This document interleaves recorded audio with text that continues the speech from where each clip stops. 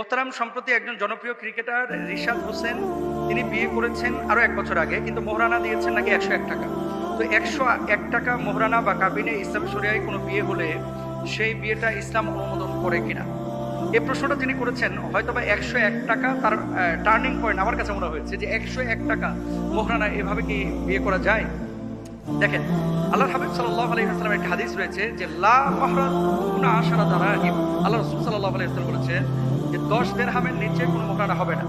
এখন ক্রিকেটার হোক আর ফুটবলার হোক, হুজুর হোক, খতিব হোক, বক্তা হোক, চাকরিজীবী হোক অথবা ব্যবসায়ী হোক, রিক্সা চালক হোক, ভ্যান চালক হোক, যদি কেউ 10 দিরহামের নিচে টাকা নির্ধারণ করে বিয়ে করে, এই বিয়েটা ইসলামিক শরিয়ায় শুদ্ধ কিনা এটা হচ্ছে মূল বিষয়। দেখেন, 1 দিরহাম পরিমাণ কত টাকা বাংলাদেশে?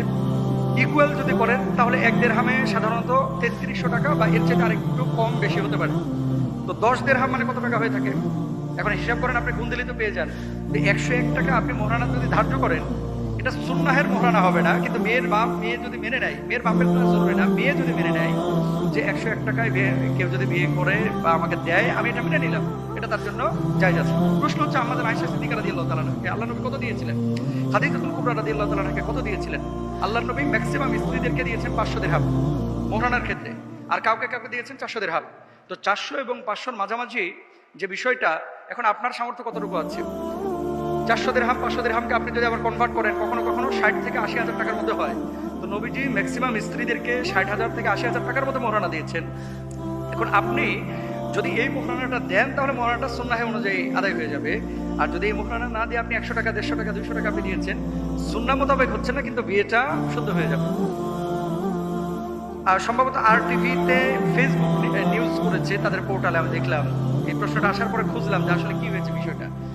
নিউজে প্রেজেন্ট করতেছে যে সম্প্রতি মনে হয় বিয়ে হয়েছে, বিয়েটা অনেক আগেই হয়েছে, এখন আনুষ্ঠানিকতা সারলো, এবং সেখানে তার স্ত্রীকে ফোকাস করে নাই, মানে মিডিয়ার সামনে নিয়ে আসে নাই। আলহামদুলিল্লাহ, আমরা তো এমনটাই চাই। এখান থেকে আমাদের শিক্ষা নেওয়া উচিত। আমরা সেলিব্রিটি মানেই মনে করি কি, সেলিব্রিটি মানে নাচবে, গাইবে, গায়ে হলুদের অনুষ্ঠান করবে, 1 লাখ, 50 লাখ, 20 লাখ। পরবর্তীতে ছেলেরা আদায় করে না, যে কি করে বই পাও করে মাপ চাই বাসরাতে, যে জরিনা তোমার টাকা তো আমারই টাকা, আমরা মাফ করে দাও, তোমার টাকা তো আমারই টাকা। এর মধ্যে থাকে কৌশল, এর মধ্যে ছলতা চুরি, এর মধ্যে থাকে লুকোচুরি। এটা আসলে আপনারা করবেন না। আল্লাহ সুবহানাহু ওয়া তাআলা পবিত্র কোরআন কারীমে সূরা নিসা 4 নম্বর আয়াতে দেখে বলছেন, ওয়া আতুন নিসা সাদাকাতিহিন্না নিহলা, নারীদেরকে মোহরানা দেওয়ার কথা আল্লাহ সুবহানাহু ওয়া তাআলা নিজে বলেছেন। এখন মোহরানার হিসাব যখনই বাংলাদেশে আসে না ভাই, তখন যৌতুকের হিসাবটা কিন্তু চলে আসে। মোহরানা যদি 10 লাখ ধরে, যৌতুক আদায় করে 15 লাখ। যেগুলো যৌতুক খায় এগুলো শুকুরের পায়খানা খায়।